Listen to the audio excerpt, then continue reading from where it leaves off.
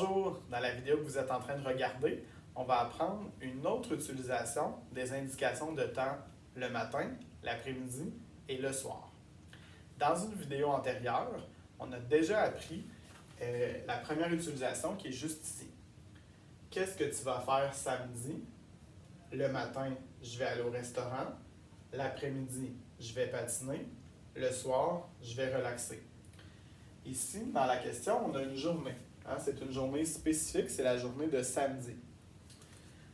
Le matin, l'après-midi et le soir me permettent de parler des différents moments de la journée de samedi.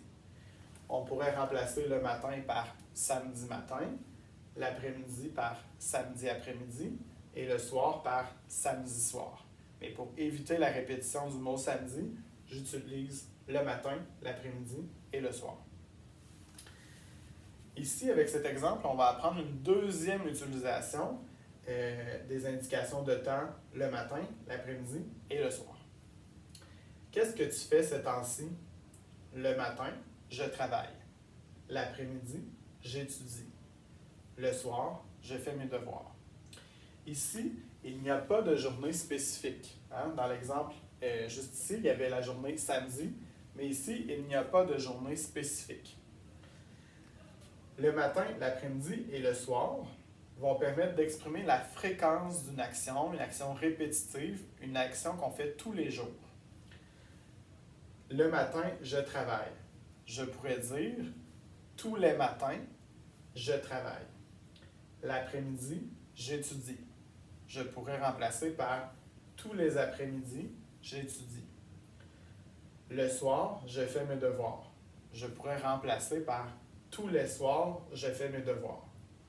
Donc, on peut comprendre que quand il y a une journée spécifique, le matin, l'après-midi et le soir me permettent de parler des différents moments de cette journée spécifique.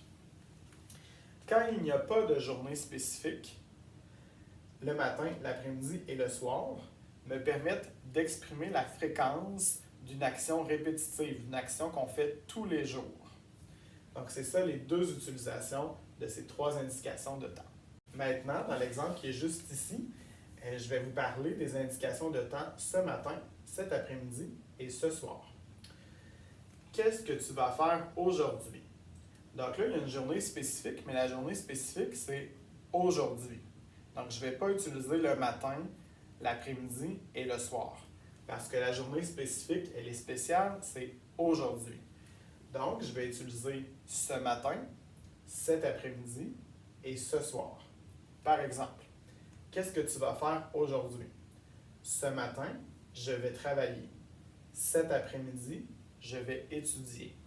Ce soir, je vais faire mes devoirs.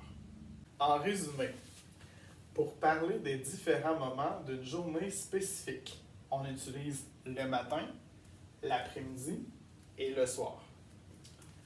Pour parler des actions qu'on fait tous les jours, on utilise le matin, l'après-midi et le soir. Et pour parler des actions qu'on fait aujourd'hui, on utilise ce matin, cet après-midi et ce soir.